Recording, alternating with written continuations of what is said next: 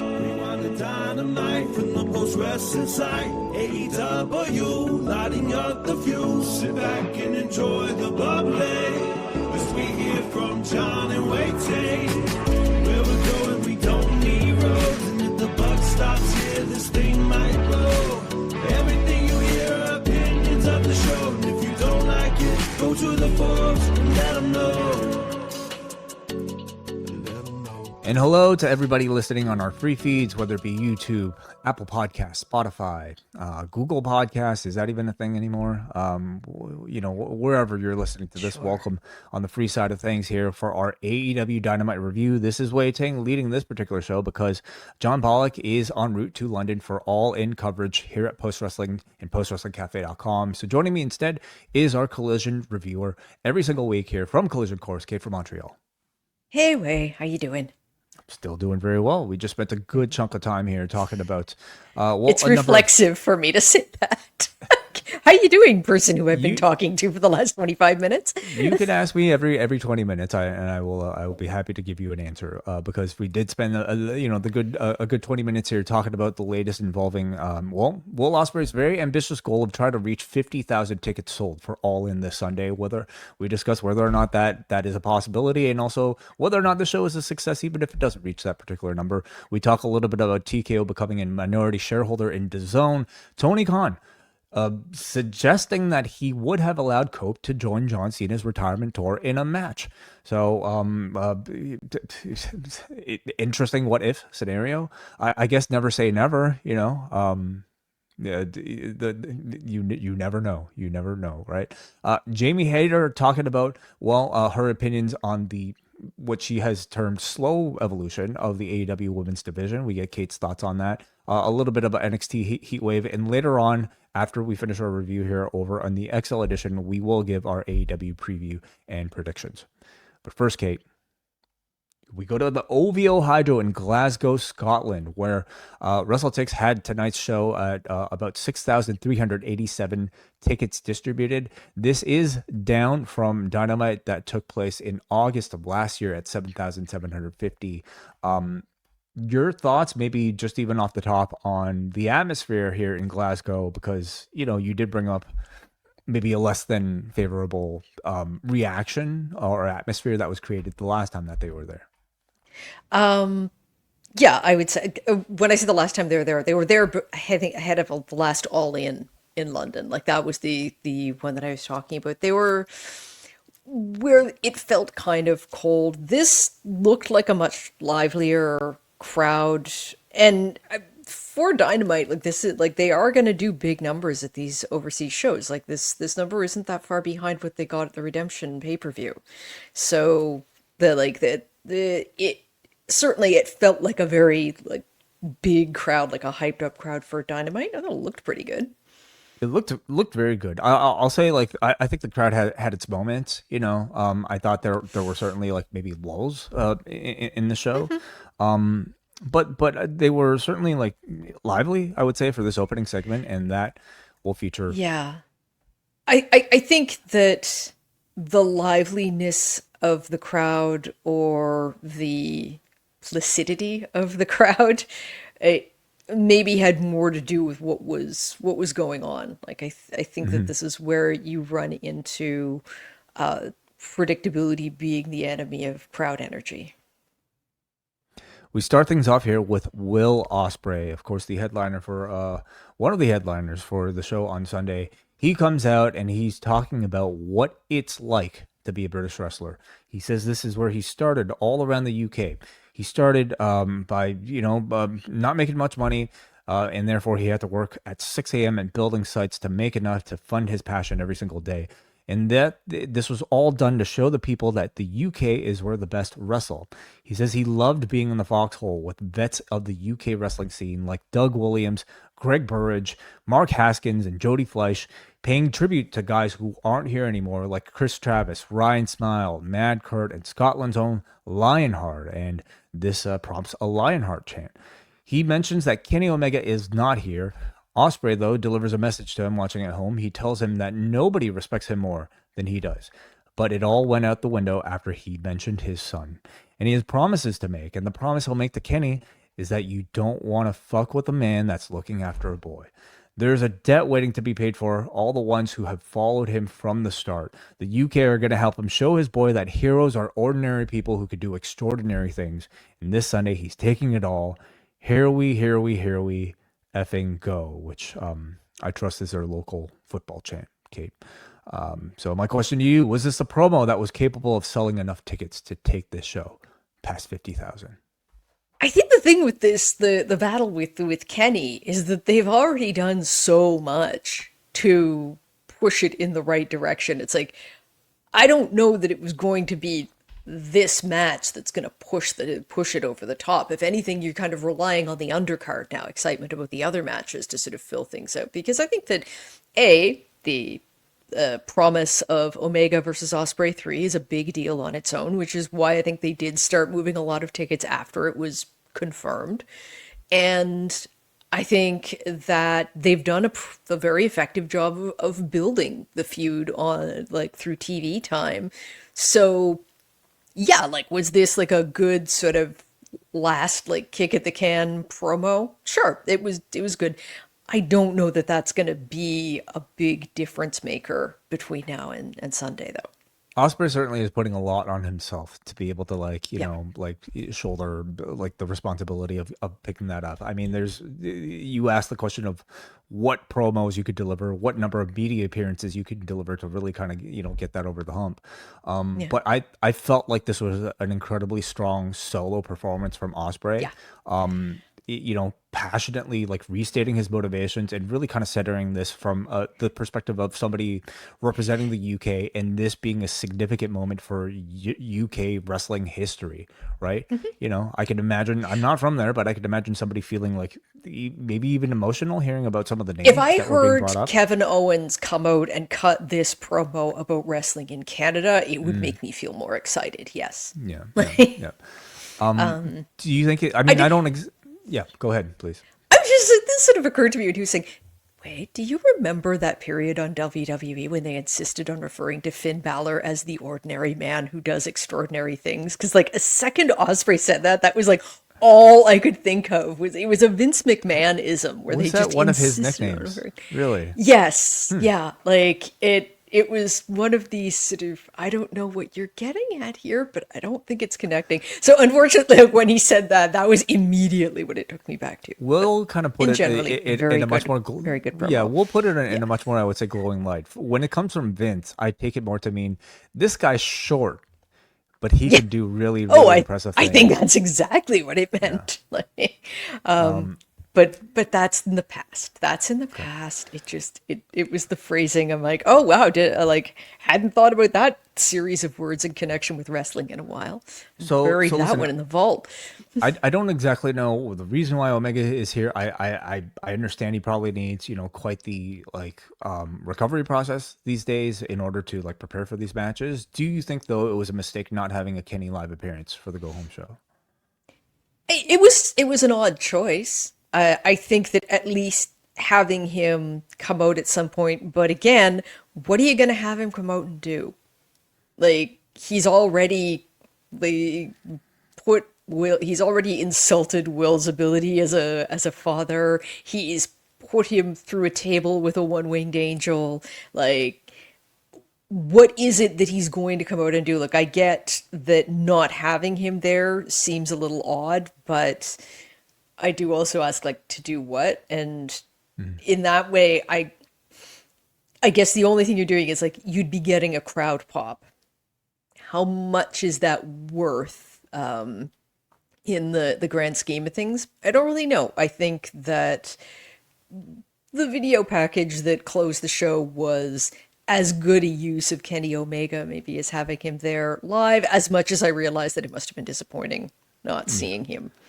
I don't fully disagree. I think, the heat from him not being here, I feel like it's probably just as strong as anything he could have done on screen, right? And you also furthered the idea that this guy doesn't see this place as important enough for him to show up, whereas you have Will Ospreay, who in this promo is talking about growing up here, or at least growing up in the scene, by wrestling in places like Glasgow. So I thought that was perfectly fine.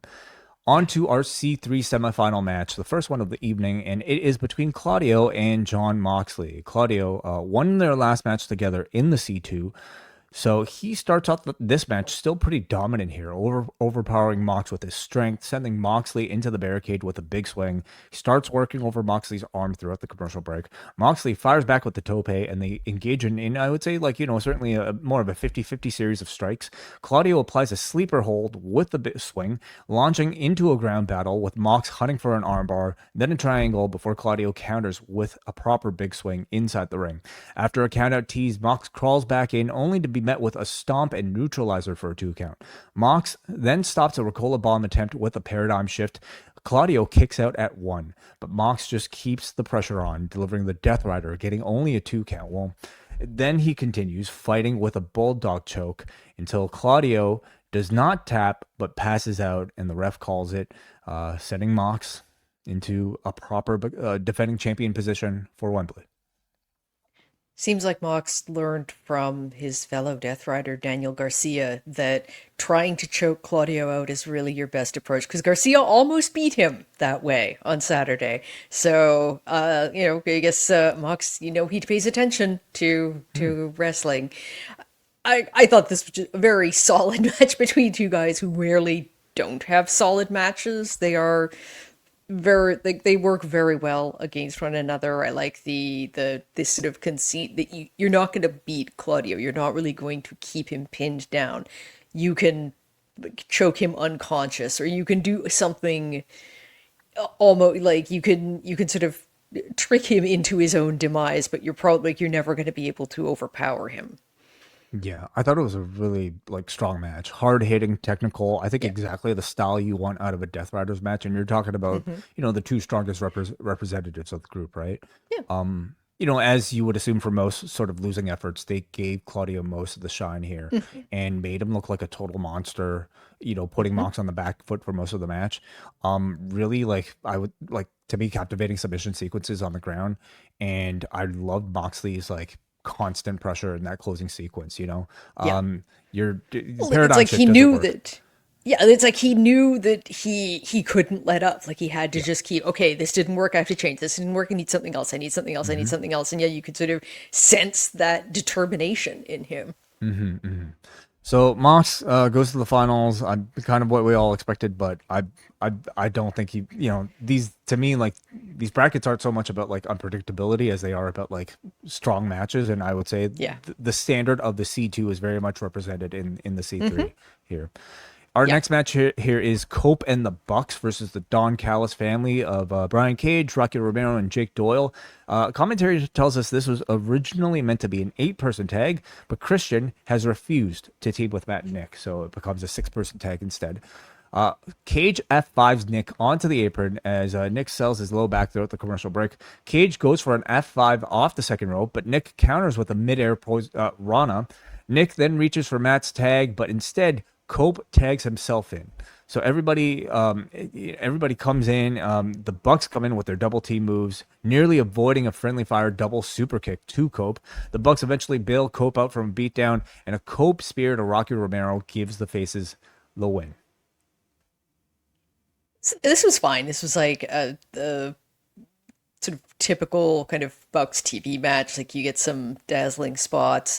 I don't normally love the can they get along trope, but I thought that at least they'd kind of tailored the story to exactly this sort of match, where they did have this sort of tension, or at least disagreement between Cage and Copeland about whether or not it was a good idea to try to get along and be respectful with the Young Bucks. And yeah, Cage walked away from saying, hey, when you're done being friendly, when you're done being nice, get back to me. And so yeah, this idea that Copeland thinks, he can get along with whoever. It's not a big deal. It's all about, that there's this, he's almost this sort of just genuinely respectful character. But we'll get to the post-match. This shifts a little. Yeah. Post-match here is Christian Cage coming out, telling the Bucks to sit down and shut their mouths. He says the Bucks have done a lot, but they're not the legends that Cope and Christian are. They are the types of legends that have matches and pay-per-views named after them. I mean, their names aren't TLC last I checked, but I mean, I think that's what he means. I'll allow it. Yeah, he says you'll find the difference between being an influencer and being legendary. This is when Matt takes the mic and says, you may have matches and pay-per-views named after you, but do you have a company named after you? Huh? Yeah, got him there. Last week, he said last week's kick was an accident. This week it won't be if you keep talking like that. This is when Christian low blows Matt. Nick super kicks him, and then Cope spears Nick. So while they ended things on the same page after the match, after the talking, they do escalate things. You know, and maybe assessing like my thoughts on the feud, I do feel like coming out of this, I think this was one of those feuds that I don't necessarily think the weeks of TV have helped my anticipation for it. Like simply announcing the Bucks versus, you know, Edge and Christian is enough. And I would almost suggest like seeing these sort of like weeks of can they get along? Are they friends? Aren't they friends? Type of like things has kind of like watered it down to me. It hasn't added anything, definitely. And I think like, it has arguably, if it's done anything, it's sort of dimmed excitement. It's like, okay, are we there yet? I think that this is something that something I mentioned earlier was that I think that this show was almost a victim of the fact that they have established a lot of these programs early and built them pretty well. I don't know if it was the best idea to announce the Bucks as Cage and Copeland's opponents right after the last pay-per-view. Like you had 4 weeks to do this. You could have spent like 1 or 2 of them getting here, and then like 2 weeks out from this show, you could have done that interview segment, which I think was the strongest bit of build, and they did it right after. Like it was within like a week of Redemption. So now we've been treading water for a few weeks, and it does kind of feel that way. Like it should feel important that the Bucks versus Edge and Christian is taking place, and it does, but at the same time it felt more important, I think, when the match was announced than it does now. So yeah, like I don't hate the way they've used the sort of can they get along trope, but it to me more it's just that it's felt like we need to figure out stuff for these people to do in the interim.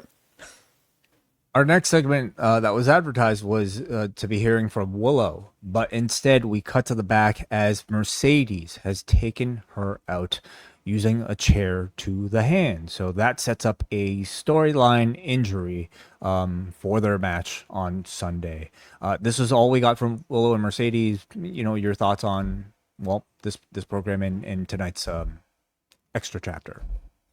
Again, I think that you weren't going to improve on that in-ring showdown that they had, which was basically the first face-off they had. You sort of had to find something for Willow to do in the interim. She had her match against Maya World, but they kind of nailed it with the very first showdown. And then they've had like, okay, well, we have to think of other things to do. And it kind of points to a lack of ideas. It's like, hey, didn't we do this last week? Like, didn't we in fact do it a bit better last week? This was, you don't want to not have this program featured on the Go Home Dynamite, but I really think they could have done an awesome video package, and I probably would have appreciated this more. Like the same way that they sort of built on the history between Omega and Ospreay, there is already plenty of history to build on with Willow and Mercedes, starting before Mercedes was with the company. So maybe do something there. Like that's like, you don't need to just sort of do these repeated backstage attacks. I don't know if the hand injury will play into the match on Sunday. I assume that it's something that they're planning on working with, but we'll see. Yeah, I have to think so. Maybe just to kind of give them, some sort of like dramatic near fall, perhaps. I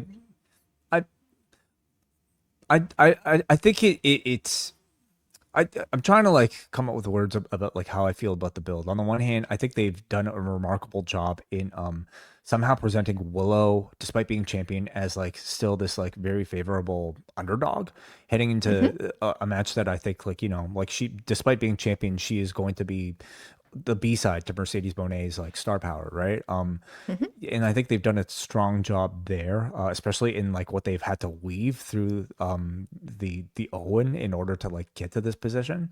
But on the other hand, I think there was a lot more they could have done to like just like build on the history that they actually share. Like you said, Kate, like just even showing us some of the footage of like their New Japan match and just all the things, all their matchups that have taken place since then. Might have made this feel a little bit deeper than it currently has. So we go to the back where Renee is with Don Callis and Mark Davis, and this was simply Callis talking up Davis's chances of winning the Casino Gauntlet before he says he'll go on to either defeat Ospreay or Omega. So Mark Davis is our next entrant into the Casino Gauntlet. Our next segment was is he? Because that's the thing about the Casino Gauntlet. You never know. Everyone says they want to get in on it, but you don't know when it's ending. Yeah, I suppose so. It's also really unlike Tony to like advertise something and then not deliver and to like specifically mention Davis entering. Yeah. It could It would be odd. It would be odd for Davis not to be on the show. On the other hand, I do think there is some value to people declaring that they want to be in the Casino Gauntlet, but not making it in. Like, so that you can just have people with like this righteous sense of indignation. They did something like that with Roderick Strong a while ago. But yeah, it's like, who are all the people that didn't get booked on this show? Maybe they can come out next week and say, I was waiting for my chance to enter the gauntlet, but I was like, number there are 50. so many. Yeah. So many. That's it. We could have had John Cena, come out, but maybe he's just like number 45 and just never makes it. So up next, Andrade's music plays. He's supposed to come out, but instead MJF arrives, and MJF comes out and he calls this Ireland. And then of course he's corrected before he says they're all alcoholic dorks anyway, so he does not care. He insinuates, and the crowd cheers. They cheered being called alcoholic pieces of trash. That is a very Train Spotting kind of moment. He insinuates that he has hired people to attack Andrade, or Andrew as he calls him, and that's why Andrade is not here. He says he could do what Andrade does, including take photos with hot chicks. Though he says that's quite impossible here to do in Scotland because, he walks up to a girl in the crowd who he calls a 4 in the States, but a 10 here in, did he say Ireland here too? I have that in my notes. I think, yeah. Confused me. Crowd laughs when a young kid, as you can see here, does this V sign right up to his head on cam, and I trust that that means something a lot more significant than it would over here. It's flipping the bird in British English. Oh, thank you. MJF says he has one question, and of course this prompts Andrade to show up from the crowd to say how and a beatdown ensues. The both of them basically separate at this point and hold up each of their belts that are actually quite irrelevant to the match that they're both in at All In. But what do you think about this closing segment to push towards the gauntlet? It still feels weird. Like it feels that they're preparing for a solo match that isn't happening. It'll happen. You're in a gauntlet match. It'll happen in Chicago, I bet. But yeah, I think we're definitely getting a one-on-one match between them. It's just that the build for this has been very much we're fighting each other. Like not for longer than 5 minutes. You're not. So. Tends to be the case with these casino gauntlets, though, right? They don't know everybody that's going to be in the match, and thus they focus on the principal feud that is taking place. I think they made such a big deal of establishing the first and second entrance early. Like when they did this for the women's casino gauntlet, it was basically like the 2 shows before the gauntlet that you had the first and second positions established. It's like, okay, so we know where we're going. There's a reason there, but we don't need to treat this as if it's a program that's being built up. As you said, I think that this is a program that's built up for afterwards. I get not everyone can be on the show. I do wish that Andrade was defending his own belt, though. Like He's holding it up at the end like it yeah, means something. I like mean, it's you not you a have part about of the story here. you're not even dating to defend this belt on All In. Like, way to make it feel unimportant. It's not really a stadium belt, is it? It's more of a now arena belt, I think. Well, then at least defend it. At least defend it on TV. That's the thing. He's not defending it at all. Why defend it when it looks cool, around somebody's Like, waist? you won the belt, and then you've just been focused on this gauntlet match. Like, okay, can Mark Davis have his belt back? Chris Jericho is in the back, and he has wrestled Kenny. He's wrestled Ospreay inside stadium, so he knows how important this match is. And he himself is entering the Casino Gauntlet. So those wondering what Jericho's role is for All In, well, here you have it. What do you think of his entry into the Gauntlet, and also what do you think of this new haircut? I was gonna say the Farrah hair was distracting me. It's I like it. Looks good. I kind of well, the thing is, I'm looking at it going like I can't figure out if I like the hair on him. I kind of think I'd like it on me. Like if my hair was a little longer. Like that sort of wispy side thing is I enjoy that. It's no, it's fine. It's like it. I think that obviously you want some bigger names in the Casino Gauntlet. There is no clear program for Jericho right now, so sure, get him on there. And we'll probably find out those next plans via the match itself. Yeah. So that is Jericho for Wembley. He's also announced for a match for Collision, which we'll discuss a little bit later. But first, we've got Nigel McGuinness versus Kyle O'Reilly in our second and final C3 semifinal to determine Jon Moxley's opponent at All In on Sunday. Nigel comes in with a bad leg, of course, in the chase towards the C3, and Nigel immediately starts off locking Kyle's feet in place, trying to sweep, while Kyle tries the same sweep later, but he's unsuccessful. Nigel snapmares Kyle at one point, and rather than apply the headlock himself, he throws Aubrey Edwards into the move, trying to throw Kyle off with a schoolboy after that. So Nigel's using a lot more sneakier, I would almost suggest like kind of cute stuff here. And to this, Kyle has had enough of this world of sport bullshit. He leg sweeps and starts targeting the bad left ankle. Kyle counters the left clothesline and delivers the same PK that Nigel injured his leg on against Shibata. Though Nigel this time had his leg extended to block, but then in the last minute thought better of it and moved his leg away. So I thought a nice little sort of subtle, nice little bit of storytelling. Yeah. Kyle continues working over that ankle. He chop blocks and locks in a rear naked choke, building to a series of pinfall attempts from both men. There's a big mouse that starts forming under Kyle's eye here as we get more near falls, as O'Reilly goes for an omoplata, but Nigel turns it into a label lock, and he's been doing the label lock. I don't know how frequently, but like the announcers, I don't recall ever really calling much attention to it as like what I'm assuming is a tribute to Bryan Danielson. I'm kind of surprised they haven't. Like, it is very obviously, like, given the whole story between the two of them, it is absolutely something that you would expect to be called out. And it's not like they're not aware of it. But the crowd here didn't really like give it any sort of significant reaction either. Kyle delivers a half crab, but Nigel gets the rope. Nigel delivers the Les Kellet. He locks in the London Dungeon, and Kyle taps out. So, your thoughts on first of all the match here? I thought the match was okay. I think it was a little odd. Like, I was a bit surprised that this wasn't the main event in a way, but also seeing the crowd reaction to it, I can kind of understand why it wouldn't have been.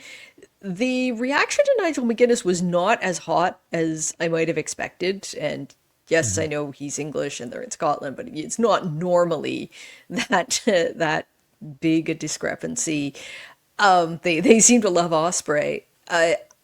I'm not really sure, like, they worked well together, but at the same time, I expected their styles to gel a bit more. I don't know, this one did not connect for me, and I can't fully determine why. I thought that some of the cheekier stuff that Nigel was doing, as much as is sort of enjoyable for his character, it seemed a little hokey, like compared to a lot of the rest of what you get at in AEW matches, and compared to what Kyle was doing. Like Kyle was wrestling as if this was just a straight up, fully serious match, and he's someone who has been known to do like funny stuff before. So it's like, did y'all work this out beforehand?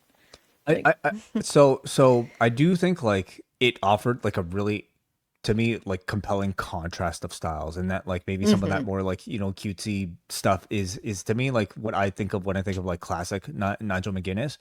But whereas, you know, Kyle O'Reilly represents like a more modern sort of like MMA or jiu-jitsu influence like version of submission that I think carries a lot more aggression to it. And so I kind of like that contrast, especially like, you know, like Nigel doing that Aubrey spot, and then like Kyle being like, fuck this, I'm gonna like target this dude's ankle, I'm gonna break it.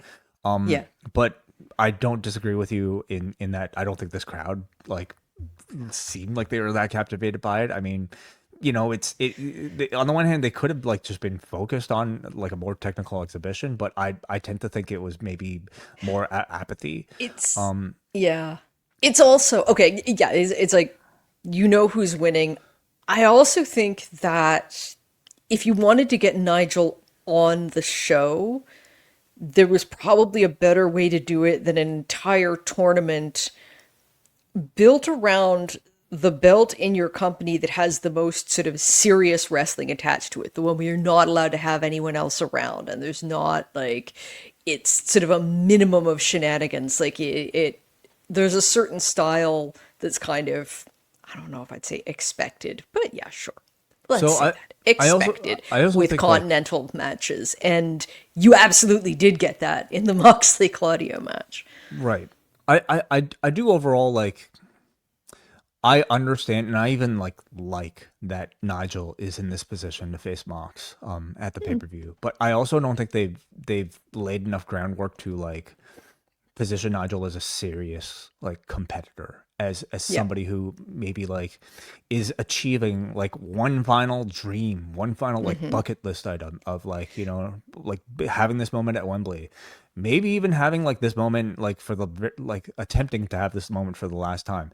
I don't think they've done a good enough job of like, you know, taking us from what we think about as like the sort of funny color commentator, and like making us feel maybe more sympathetic for him in this campaign towards Wembley. And you couple that with a style that, you know, I find compelling, but I don't know if it's like so modern and so interesting to watch these days. I do think some of these matches have like struggled, and I wonder if Wembley will be similar, but it's also a completely different, you know, atmosphere and crowd, you know, there. I would hope to. There is no reason for Jon Moxley versus Nigel McGuinness to be like a 20-minute match, and I hope they realize that. This does not need to last a long time, and will probably be a better match if they cap it at like make it a short match for an AEW pay-per-view. Not saying like squash him in 5 minutes, but I'll say one of the we all know how disappointing Tony things. can get. One of the disappointing things about this is that we're not going to get like the promos between Nigel and Mox. Of course, they could do something for Collision. They likely will do something online at the very least. But I do think like giving a week for this to actually breathe, and like these two being able to do a back and forth, considering they have like some shared history here. You know, both being Les Thatcher guys, and they face each other in the past earlier on in Mox's career. There's a lot of storytelling there that I unfortunately don't really think you can really get into. With this timeline. And it's also odd because the sort of the speech, as it were, that Nigel gave about how important Wembley was to him and like what it would mean to him to be able to do a match there, was given on the ROH pay-per-view when he announced that he wasn't going to be doing his match on Death Before Dishonor. So like, okay, but this should be like, the people need to see this. They need to see you be intensely dedicated to the like this moment at now.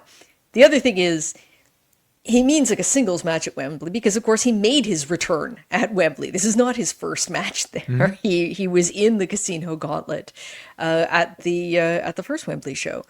But I think that it's one of it's one of these things where it's like, you needed to hear something from him, and it needed to be on AEW television.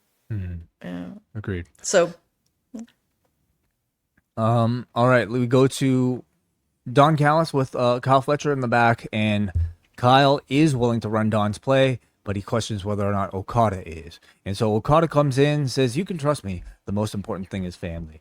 Kyle says, "If the most important thing is family, why didn't you help me against Takeshita last week?" Okada says, "See, you're always thinking about yourself instead of family." So still teasing some of that. No Konosuke Takeshita on this show, but he will be on Collision. So we get our next match. It is Persephone and Divine Dominion taking on Maya World and the Brawling Birds. There was a bit of an awkward moment, I would suggest, during the commercial break, as Hayter goes to eat a clothesline from Cross on the apron, but somehow somebody wasn't ready, so Hayter had to kind of like awkwardly put herself back in position to take that clothesline. There's heat on Hayter throughout the commercial break. Hot tags to Maya World and then Persephone on the other side. World goes for her fallaway slam, but Bane interrupts and Cross kills her with a big boot. Everybody comes in with their big moves as Dominion and the Birds brawl with each other on the floor, taking themselves out, leaving Persephone in the ring to hit Maya World with a championship as the ref is distracted. And it ends with Persephone delivering the frog splash to get the victory. one assumes setting up a title match for Persephone. I don't know if it'll be at All In. It could just as easily be later, but Feels rushed to just do that now. Like, what would it be on? Like, just, I mean, of course they could announce it for as opposed time, to but the Maya World Hikaru Shida match, which was built for like a year. it's true. It Yeah, is. yeah. I would say, and this is why I say it doesn't need to be on All In, but I wouldn't be surprised if it was an All In because it sort of fits. Like, this is usually about the amount of build we get for a TBS title match on a pay per view. So. Yeah, yeah. Anywho. Did you like the match? What do you think?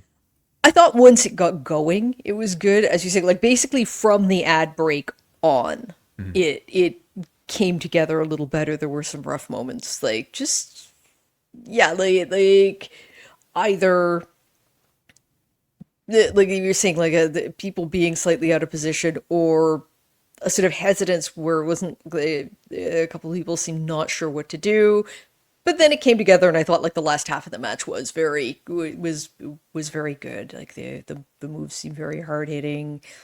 I'm curious to know what the plan is for Divine Dominion after All In.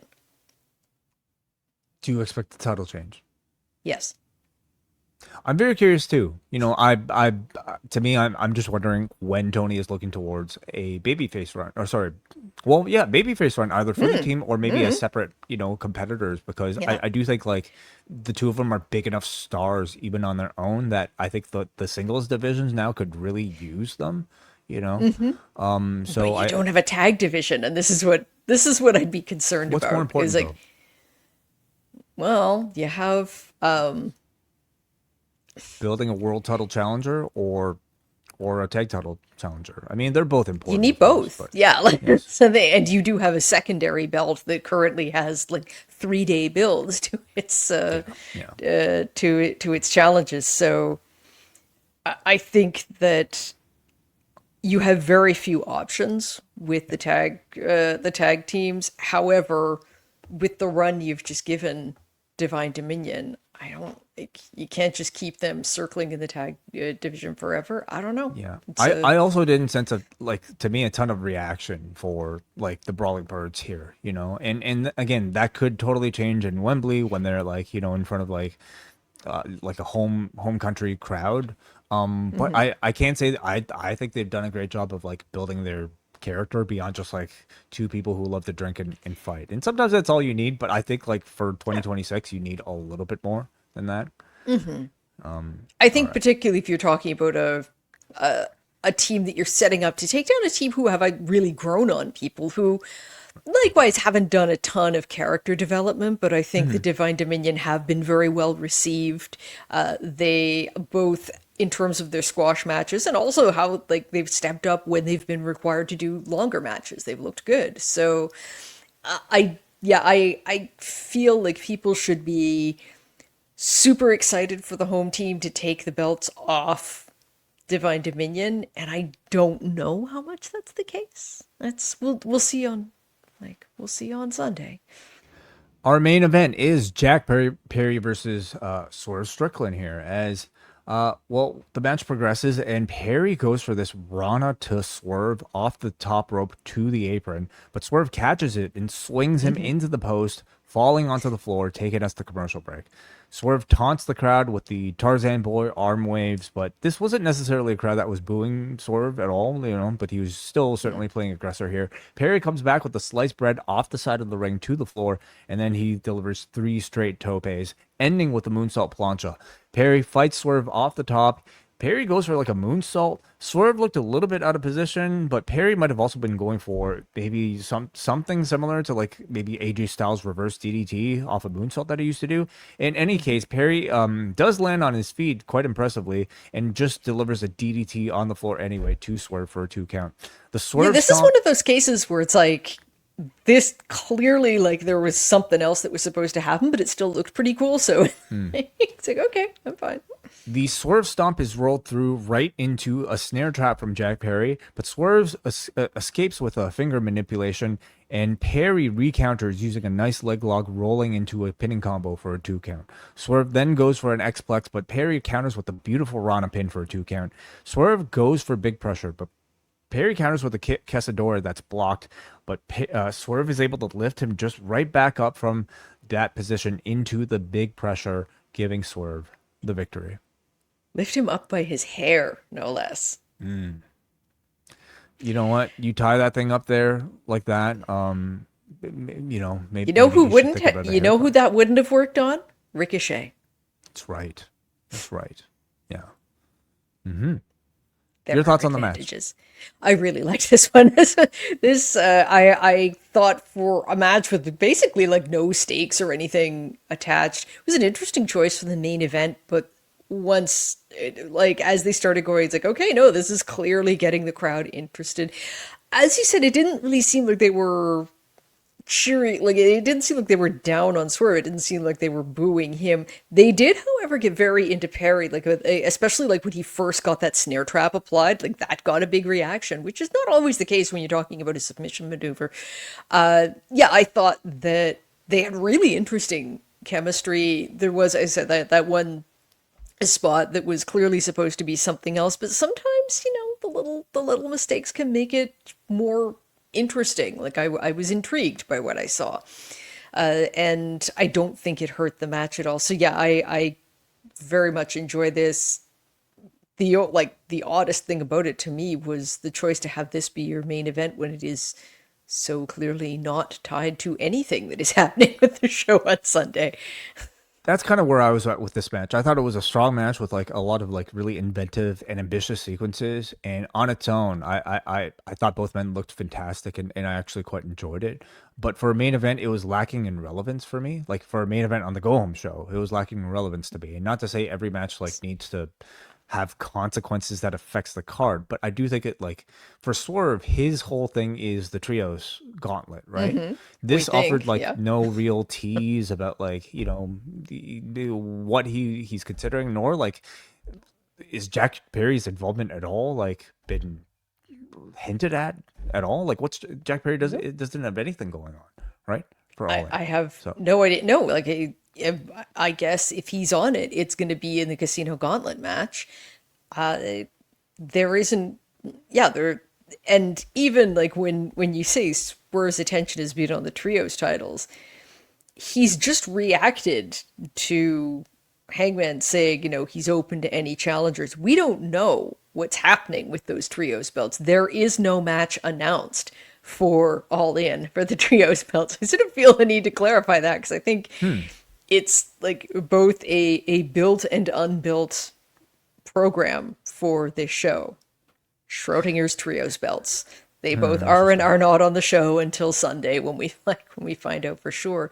But yeah, like he put that out there. It's not been confirmed that that's on the show.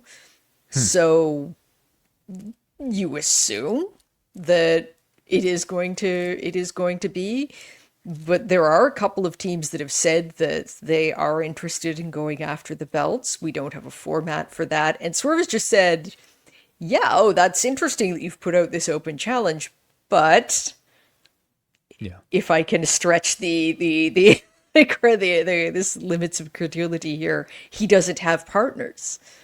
Yeah, there wasn't even a tease about like I mean, there was previously, but I felt the time to really tease. Hey, I'm going to be revealing two new partners, and again, you can be as subtle as you want or as non subtle as you want about it. But I do think like at least this go home segment deserves some attention put on that reveal to take place on Sunday, which we just got no reminder of.